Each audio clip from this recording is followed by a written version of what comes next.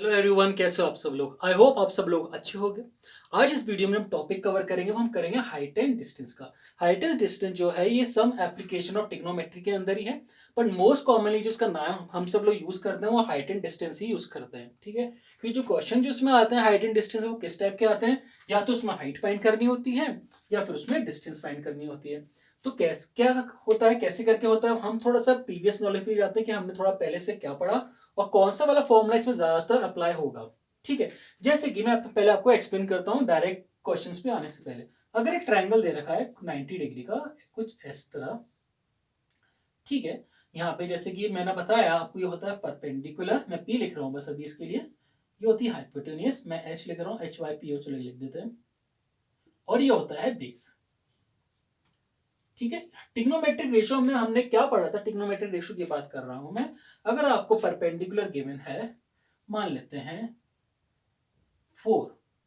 ठीक है, 4 मान लेते हैं, 4 सेंटीमीटर मान लेते हैं। आपको हाइपोटेन्यूज भी गिवन है, चलो मान लेते हैं 5 सेंटीमीटर। अब आपको फाइंड करना है बेस। तो टिग्नोमेट्रिक रेशियो जो हमने पढ़ रखी है उसका यूज करके, जो क्या पढ़ा था हमने, पढ़ा था ना, पंडित बद्री प्रसाद हर हर भोले, मन में बोलो साइड में लिखो, सोना चांदी तोले, साइड में कहीं लिख लो, बहुत ज्यादा इंपॉर्टेंट होगा ये वाला। अभी हाइट एंड डिस्टेंस के लिए बहुत ज्यादा यूज में आएगा ये। ठीक है, अगर मैं आपसे बोलूं कि यहाँ पर एंगल ए है, ये बी है और सी, थीटा दे रखा है सी पे।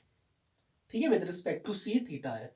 मैं आपसे पूछूं कि आपको फाइंड करना है बेस, आपको फाइंड करना है बेस, तो आप कैसे करके फाइंड करोगे बेस। तो आप जाओगे ट्रिग्नोमेट्रिक इस रेशियो बेस वाले फॉर्मूला, एक्चुअली फॉर्मूला नहीं है, एक्चुअली कोई ये ट्रिक है, या उसको बोलो अप्रोच बोल दो क्वेश्चंस को सॉल्व करने के लिए जल्दी से।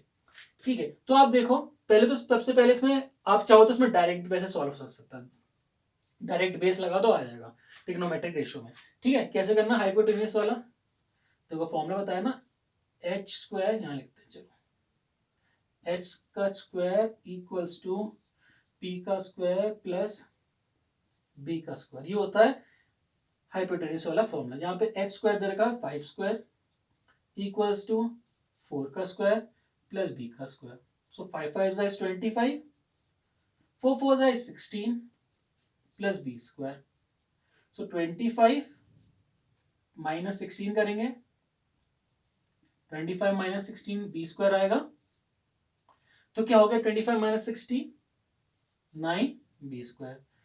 सो under root of 9 is 3, plus minus 3, पर मैंने बताया ट्राइंगल की बात कर रहे हैं तो ट्राइंगल में नेगेटिव साइड नहीं होती। सो 3, तो बेस क्या आ गया 3। ये तो बहुत ज्यादा इजी था, जिसमें आपने फाइंड कर लिया बहुत ज्यादा इजी वे से, सिर्फ ये वाला फॉर्मूला लगा के। क्यों?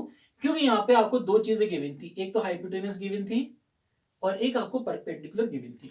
अगर क्वेश्चन में ये दे दिया है, यहां पे दे रखा है 4 सेंटीमीटर और कुछ नहीं, और थीटा दे रखा है आपको 30 डिग्री, ये दे रखा। अब आपको बोल रहे हैं अब आप चलो बेस फाइंड करके दिखाओ, तो कैसे करोगे बेस फाइंड? आपके पास तो हाइपोटेन्यूज भी नहीं है, ये फॉर्मूला तो लगा ही नहीं सकते, ये वाला पाइथागोरस वाला फॉर्मूला तो लगा ही नहीं सकते आप ये। तो बेस कैसे फाइंड करोगे? तो इस टाइप के क्वेश्चंस को, इस टाइप के क्वेश्चंस को कैसे करके सॉल्व करते हैं, इस टाइप के क्वेश्चन को सॉल्व करते हैं हम हाइट एंड डिस्टेंस से।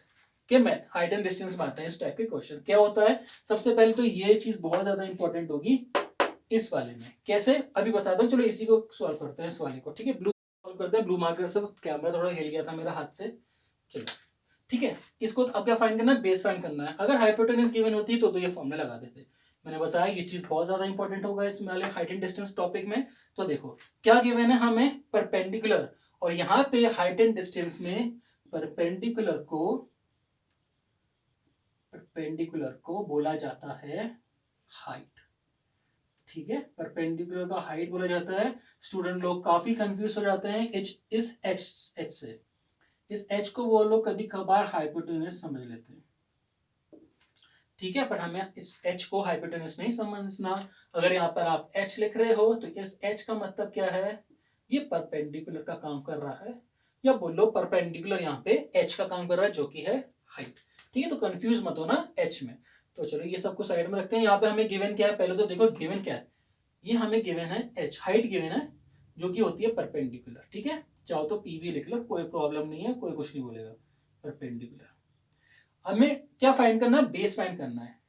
एंगल दे रखा है 30 डिग्री, अभी एंगल की बात नहीं करें, हमें क्या है P और हमें क्या फाइंड करना है B। ऐसे लिख लीजिए, देखो किस में आ रहा है, किस में आ रहा है ये P अपॉन B किस में आ रहा है, tan में आ रहा है। So tan theta is equals to P upon B, ऐसे करना है। अगर बेस ना देखे, यहाँ पे बेस नहीं होता, चलो मानो बेस नहीं होता, आपको फाइंड करना होता हाइपोटेनियस, HYPO डॉट शॉर्ट में। तब आप क्या लिखते, आपके पास गिवन क्या है, पहले गिवन क्या फाइंड करना है, H, P अपॉन H किस में आ रहा है P अपॉन H, तो आप लगाते साइन वाला फॉर्मूला, तब लगता साइन वाला फॉर्मूला। ठीक है, अभी तो चलो इसको इरेज करते हैं, अभी तो हम बेस पर ही बात करते हैं, क्वेश्चन भी करेंगे उसका, आपको कॉन्सेप्ट क्लियर हो जाएगा अच्छे से पूरा। अभी तो सिर्फ बेस की बात करते हैं, बेस में फाइंड करनी थी। तो चलो ये वाला फॉर्मूला, अब थीटा की जगह, इस थीटा की जगह क्या आएगा 30 डिग्री जो गिवन एंगल है, सो हम लिखेंगे tan 30 डिग्री। अब यहां पर आपको काम आएंगे, आपको ट्रिग्नोमेट्रिक एंगल्स जो चार्ट हमने बताया था वो वाला, ट्रिग्नोमेट्रिक एंगल्स काम आएंगे। ठीक, ट्रिग्नोमेट्रिक एंगल्स काम आएंगे यहाँ पे। तो ट्रिग्नोमेट्रिक एंगल्स हमने कौन से बताए थे, ये बताया था ना वैसे वाले, साइन 0, 30, 60 डिग्री। ठीक है, तो यहाँ पे वो काम आएंगे। अब ये इस वाले जब हाइट एंड डिस्टेंस करोगे, या पूरा का पूरा अपने आप ही याद हो जाएंगे। अब साइन 30 डिग्री मेरे को पता है क्या होता है, पहले लिख सकते हैं परपेंडिकुलर, परपेंडिकुलर है 4, बेस है हमारा कुछ नहीं, बी को बी ही रहने दो चलो। साइन 30 डिग्री होता है हमारा 1/√3, ऐसी साइन 60 होता है हमारा √3, सॉरी साइन की बोल रहा हूँ मैं, tan 30 होता है 1/√3, tan 60 होता है √3, tan 45 होता है 1, 0 पे होता है 0, और 90 डिग्री होता है नॉट डिफाइंड। ठीक है, तो tan, अब इसकी जगह हम लोग लिखेंगे 1/√3 इक्वल्स टू H, ये है 4, ये है आपका क्या हमारा B, क्रॉस मल्टीप्लाई करेंगे तो B यहाँ पे जाएगा ऊपर और यहाँ जाएगा तो आएगा 4√3।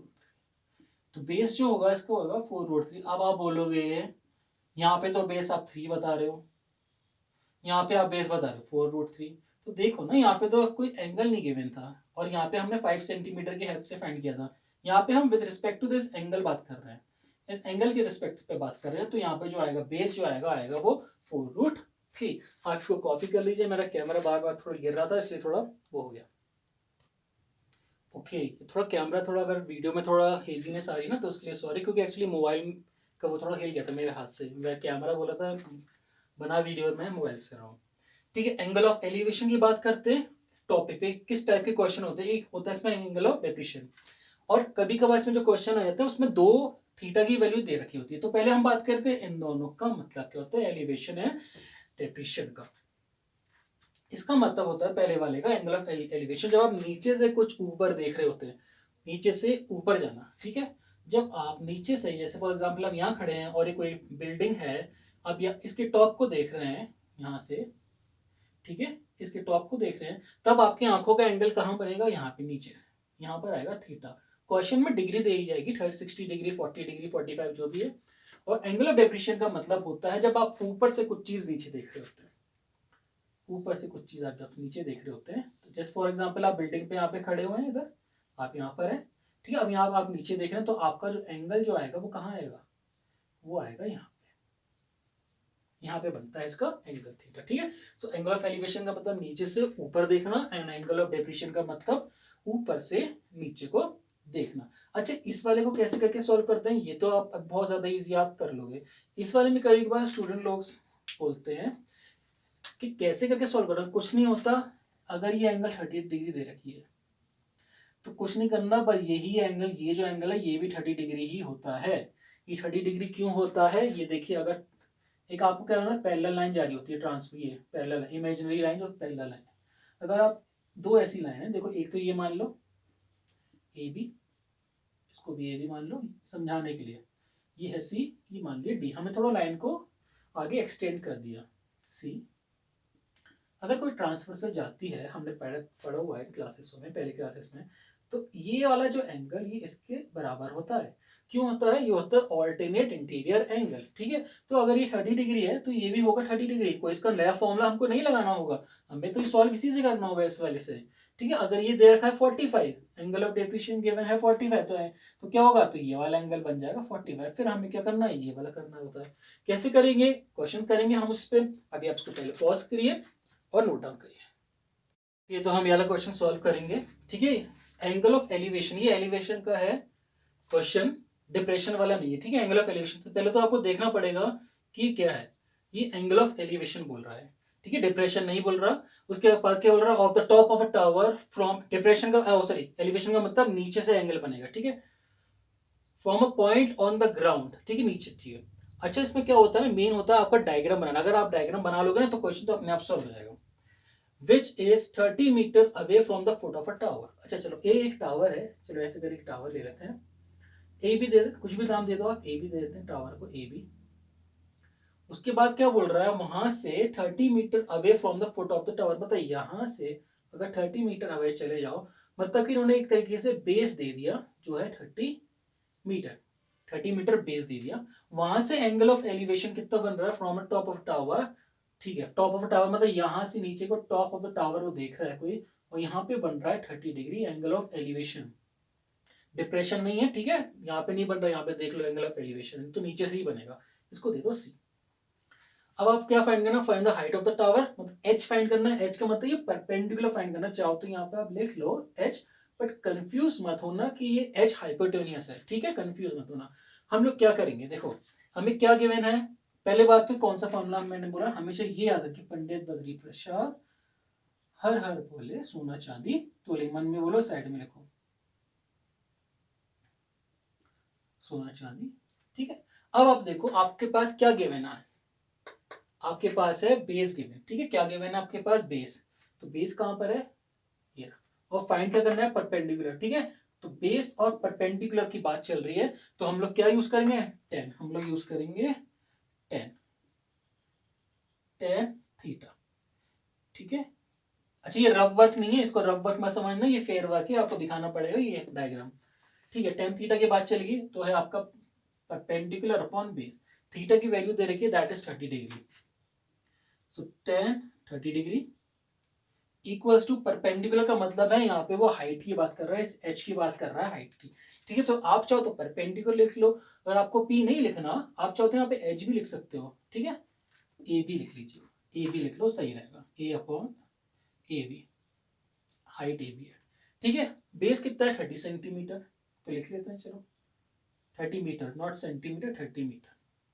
ठीक है, टेन 30 डिग्री की वैल्यू कितनी होती है? टेन 30 डिग्री की वैल्यू होती है 1/√3। सो 1/√3 इक्वल्स टू ए बी, ये हो जाएंगे 30, यहां पे जाएगा, इक्वल्स टू ए बी। ठीक है, ये वाला आ गया। ठीक है, हमें क्या करना था? डिनोमिनेटर के जो होता है ना, डिनोमिनेटर में रूट का नहीं आता, तो उसको रैशनलाइज करना होगा। सो 30 मल्टीप्लाई √3 से ऊपर मल्टीप्लाई, √3 से नीचे मल्टीप्लाई होगा, इसको रैशनलाइज करने के लिए। तो ये हो जाएगा 30√3, एंड √3 मल्टीप्लाई बाय √3 इज 3। ये कैंसिल हो सकता है, 3/10, तो आपका आ गया 10√3 metre, that is equals to your A B. A B, तो ये क्या आ गया? हाइट आ गई। हाइट क्या? हाइट किसकी? Height of the tower. Height of the tower, चाहे हाइट लिख लो, ये पूरा लिख लो, height of the tower is 10√3 metre. ठीक है, ये तो एंगल ऑफ एलिवेशन वाला था, तो उसको हमने ऐसे कर दिया। अब बात अगर करेंगे एंगल ऑफ डिप्रेशन वाला, तो उसमें क्या होता है? उसमें ऊपर बनता है, डिप्रेशन में ऊपर बनता है एंगल, वो भी हम करेंगे, क्वेश्चन करेंगे, आप इसको कॉपी करिए, फिर वाला भी करेंगे। ओके, वाला क्वेश्चन करेंगे, इसमें दे रखा था एंगल ऑफ डिप्रेशन। देखो, एंगल ऑफ डिप्रेशन की बात कर रहा है पहले तो वो, तो क्या होगा? ऊपर एंगल बनेगा। ठीक है, डिप्रेशन में, एलिवेशन में नीचे, डिप्रेशन में ऊपर angle of a boat from the top of the light house. चलो पहले तो उसका डायग्राम बनाते हैं। ठीक है, एंगल ऑफ एलिवेशन बोल रहा है from the top of the light house. एक लाइट हाउस है, अगर यहां से वो देख रहा है किसको, बोट को, बोट चलो मान लेते हैं यहाँ पे कहीं बोट होगी, ठीक है, तो वो एंगल ऑफ इसका डिप्रेशन का कितना बन रहा है, 60 डिग्री, 60 डिग्री। तो यहाँ पे मैंने बताया था ना, ठीक है, तो एंगल ऑफ डिप्रेशन हो गया 60 डिग्री का, यहाँ पे बन रहा है, तो कुछ इस तरह से बनेगा डायग्राम। अब यहाँ पे हाइट दे रखी है टावर की, ये टावर नहीं आएगा, ये लाइट हाउस आएगा, लाइट हाउस, लाइट हाउस होगा, ये गलत लिखी, ठीक है, लाइट हाउस, लाइट हाउस, ये भी है लाइट हाउस, ठीक है। तो 30 मीटर इसकी लाइट हाउस की हाइट दे रखी है। अब आपको क्या फाइंड करना है, find the distance from the light. अच्छा, ये बोर्ड है, यहाँ से इसका डिस्टेंस फाइंड करना है, मतलब बेस फाइंड करना है देखा जाए तो, ठीक है। अगर आप इसको ए दे दो, इसको बी दे दो, इसको सी दे दो, तो आपको क्या फाइंड करना है, आपको फाइंड करना है बेस। वही क्वेश्चन है डिप्रेशन पे। डिप्रेशन का मतलब ऊपर से नीचे देखना। मैंने आपको बताया था जब भी डिप्रेशन वाले क्वेश्चन है, ऐसा कुछ नहीं है, कुछ नया रूल नहीं है, कुछ नया फॉर्मूला नहीं है। 60 डिग्री अगर ये दे रखा है तो ये 60 डिग्री हो जाएगा, ठीक है। अपनी मर्जी से नहीं होता, ये 60 डिग्री होता है। इसके दो प्रूफ है, एक तो मैंने आपको पहले बता दिया है, ठीक है, पैरेलल वाला। अगर ऐसे करके नहीं हो पा रहा तो ठीक हो, ये देखो, ऐसे करके आप सोच रहे हो मैंने अपने आप जबरदस्ती 60 लिख दिया, नहीं। ये देखो यहाँ पे 60 डिग्री बन रहा है ना, ये तो 90 डिग्री का होता है। ये भी कितने का, ये देखो एक ऐसे अगर लाइन जा रही है ऐसे ऐसे, तो ये 90 डिग्री का एंगल बन गया ना पूरा, ये पूरा बन गया 90 का। आधा यहाँ पे 60 है, तो ये अंदर वाला कितना हो गया 30, ये 90 का है। 90 + 30 इज हाउ मच, 90 + 30 करो 12, ठीक है। एक ट्राइंगल का सम कितना होता है एंगल्स का, 180, 180 - 120 तो 60 आ गया 60 डिग्री। इतना इतना सब कुछ करने की जरूरत नहीं होती है आपको इसमें, आपको बस यहाँ पे 60 डिग्री मार्क कर देना, समझ में आ जाएगा। अगर नहीं आ रहा तो आप एक लाइन लिख सकते हो, वो लाइन क्या होगी, वो लाइन होगी, इसको दे दो मार्क, दे दो ABCD। तो यहाँ पे क्या होगा, the angle DAC is equals to angle BCA। Reason होगा ऑल्टरनेट इंटीरियर एंगल्स, क्योंकि ये इमेजिनरी लाइन होती है, यहाँ से एक इमेजिनरी लाइन होती है जाती है, ये भी देखिए इमेजिनरी लाइन ही है बेस, ठीक है। तो ये होता है पैलेट, ये होता है ट्रांसवर्सल। इतना आप लिख दो, कोई प्रॉब्लम नहीं है, ठीक है। चलो यहाँ से वर्किंग स्टार्ट करते हैं। इधर से क्या फाइंड करना है, बेस फाइंड करना है, ठीक है। मैंने बताया था कौन सा वाला यूज करना होता है, ये यूज कर लो। पंडित बदली प्रसाद हर हर बोले, सोना चांदी तोले, ठीक है, इसको याद कर लीजिए। यहाँ पे देखो गिवन क्या है, परपेंडिकुलर गिवन है, फाइंड क्या करना है, बेस। तो इसमें आ रहा है 10 में आ रहा है, फिर से 10 में आ गया, कोई प्रॉब्लम नहीं है। 10 60 डिग्री इक्वल्स टू 60 डिग्री है ना, चाहो तो लिख सकते हो, मैंने 60 डिग्री लिया थीटा लिखने की जगह। 10 60 डिग्री कितना होता है, √3 होता है। और परपेंडिकुलर कितना है इसका, 30। बेस पता नहीं है हमें, तो BC लिख दीजिए वहां पे, BC, ठीक है। बेस पता नहीं है, क्रॉस मल्टीप्लाई होगा